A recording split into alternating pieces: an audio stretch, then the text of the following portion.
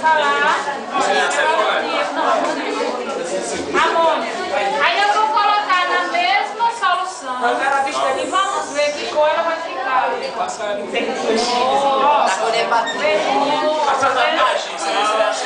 Isso é mágico. Então veja, ó, o mesmo produto, a mesma corante. Aí, ó, o que é ácido fica rosa, o que é básico ele fica verde, né? Veja a diferença. Aí agora a gente tem uma explicação assim.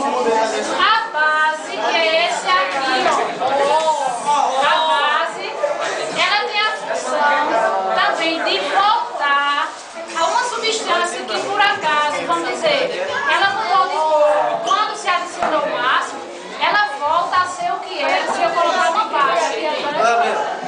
Aí esse rosa vai voltar a essa cor normal.